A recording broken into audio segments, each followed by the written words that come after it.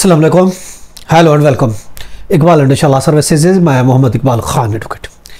आज का जो हमारा लीगल लेक्चर है वो है प्रॉक्सी मैरिज। देखिए, प्रॉक्सी मैरिज किसे कहते हैं? प्रॉक्सी मैरिज को दूसरे लफ्ज़ों में हम ऑनलाइन मैरिज कह सकते हैं, रिमोट मैरिज कह सकते हैं, वर्चुअल मैरिज कर सकते हैं। अब हम ये क्वेश्चन है, can you do marriage online, can you do marriage proxy? क्या आप प्रॉक्सी मैरिज या वर्चुअल मैरिज कर सकते हैं? रिमोट तरीके से क्या आप मैरिज कर सकते हैं?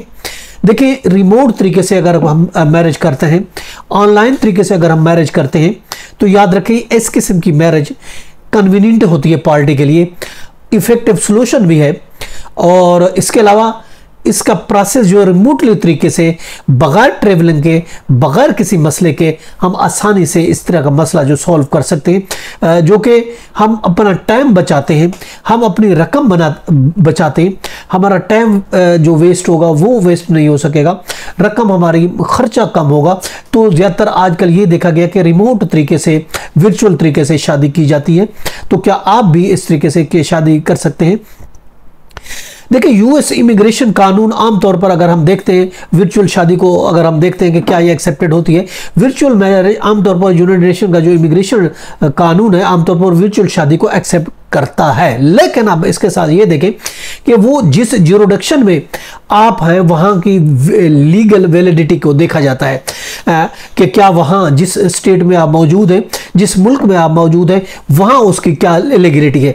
याद रखें, अगर आप वर्चुअल मैरिज करना चाहते हैं तो ऐसी शादी अगर आप सिर्फ ग्रीन कार्ड के लिए करना चाहते हैं, परमानेंट रेजिडेंट्स के लिए आप शादी करना चाहते हैं, या ऐसी शादी की बेस पर आप शिफ्ट होना चाहते हैं दूसरे कंट्री, और ऐसी शादी की बेस पर आप चाहते हैं कि मुझे परमानेंट वहाँ की रेजिडेंस मिल जाए, या ऐसी शादी की बेस पर मुझे वहाँ की शहरियत मिल जाए, या ऐसी शादी की बेस पर मुझे वहाँ का ग्रीन कार्ड मिल जाए, तो याद रखें ऐसी शादी इन चीज़ों के लिए एक्सेप्टेड नहीं होती। अगर हम देखते हैं कि अंडर सेक्शन देखते हैं 35 है ऑफ 101A है उसका, इमिग्रेशन एंड नेशनलिटी एक्ट है यूएस का, वो उनका ये कहना है कि जब तक शादी कंज्यूम नहीं हो वो उसको वाज़े तौर पर हस्बैंड एंड वाइफ मानते ही नहीं है। ऐसी शादी को वो एक्सेप्ट नहीं करते जब तक वो शादी कंज्यूम हो ही नहीं हो, यानी जब तक उस शादी में लड़का और लड़की, मियाँ और बीवी बातौर मियाँ और बीवी अज़वाजी ताल्लुकात कायम ना कर लें तो वो शादी एक्सेप्ट नहीं होती। याद रखें, ये अगर शादी कंज्यूम होती है, इस शादी से पहले अगर मियाँ बीवी एक साथ रहते हैं, सॉरी लड़का लड़की एक साथ अगर शादी उसको एक दूसरे को कंज्यूमेट कर भी लेते हैं, शादी से पहले एक साथ अगर रह भी लेते हैं, तो वो एक्सेप्टेड नहीं हो गई। शादी होने के बाद जिस तारीख से मैरिज हुई है उस तारीख के बाद दोनों का फिजिकली इंटीमेट होना, फिजिकली एक साथ रहना वो ज़रूरी है। जब तक ये नहीं होगी वो मियाँ बीवी नहीं कहला सकते। अगर हम देखते हैं सेक्शन 35 है 101A का 35 है इमिग्रेशन नेशनलिटी एक्ट, उसको डिफाइन किया गया कि मियाँ बीवी होते क्या है। तो इस हिसाब से जब तक ये यूँ समझ लें, इस हिसाब से ऑनलाइन मैरिज एक्सेप्ट नहीं होती। अब हम ऑनलाइन जब तक शादी कंज्यूम नहीं होती तो उस एक प्रूफ दिया जाएगा उसको, अगर हम इमिग्रेशन के लिए, परमानेंट रेजिडेंस के लिए आप शिफ्ट होना चाहते हैं, उस बेस के लिए शादी कर लें, तो ऑफकोर्स उसके लिए आप एक तो शादी कंज्यूम होना ज़रूरी है, और शादी कंज्यूम होने का प्रूफ दिया जाएगा। कैसे आप प्रूफ दे सकते हैं?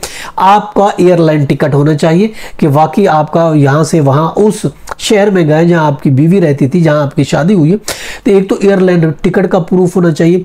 वहाँ जाकर आपने होटल में रहे हैं तो उसकी रिजर्वेशन होनी चाहिए, पिक्चर्स होनी चाहिए। ऑफ कोर्स आप वहाँ पहुँचे तो एक साथ आप पिक्चर होनी चाहिए, और इसके अलावा शेयर्ड बिल होनी चाहिए जो आपने बिल पेमेंट की है, और इसके अलावा पर्सनल एफिडेविट होगा कपल्स का कि हम शादी होने के बाद एक साथ रह रहे हैं, उसका एफिडेविट होना चाहिए।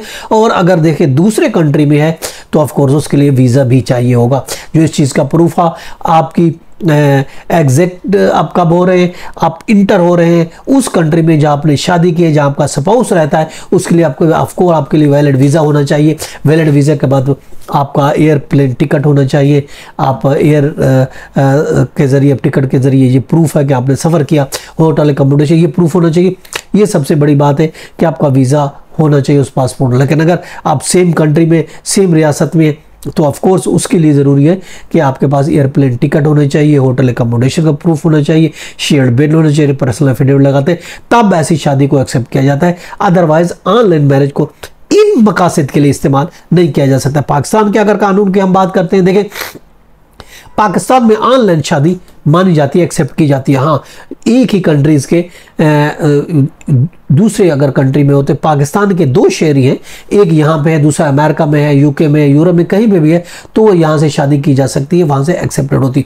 अगर बात हो जाती है कि दूसरे कंट्री के, फिर दूसरे कंट्री की बेस पर अगर साफ ज़ाहिर है जब दूसरे कंट्री का कोई शहरी है, एक पाकिस्तान में, दूसरा दूसरे कंट्री में, तो उसके लिए ज़रा शरत सख्त है, क्योंकि ऐसी शादी को साफ ज़ाहिर इस शादी की बेस पर उसने या तो वीज़ा अप्लाई करना है या तो इमिग्रेशन के लिए अप्लाई करना है। तो चाहे पाकिस्तान में वीज़ा के लिए अप्लाई करना है, पाकिस्तान में इमिग्रेशन की अप्लाई करना है, तो उसके लिए फिर ये रिमोट शादी, प्रॉक्सी शादी एक्सेप्ट नहीं होती, उसके लिए फिजिकल होना ज़रूरी है। हाँ, अगर पाकिस्तान के 2 शहरी हैं, तो एक यहाँ है, दूसरे कंट्री में है, तो वो शादी एक्सेप्ट की जाएगी। लेकिन अगर दूसरे कंट्री का है तो उसके लिए शादी तो हो जाएगी, मगर आप अगर यूज़ करेंगे for the purpose of visa, for the purpose of immigration, तो वो फिर बहुत मुश्किल हो जाएगा। इस सूरत में वो शादी एक्सेप्ट नहीं होती।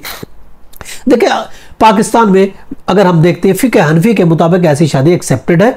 और दुनिया की अगर बात करते हैं, दुनिया में 150 से ज़्यादा ममालिक में ये ऑनलाइन शादी जो प्रॉक्सी और वर्चुअल किस्म की शादी होती है, ये एक्सेप्ट की जाती है, मानी जाती है।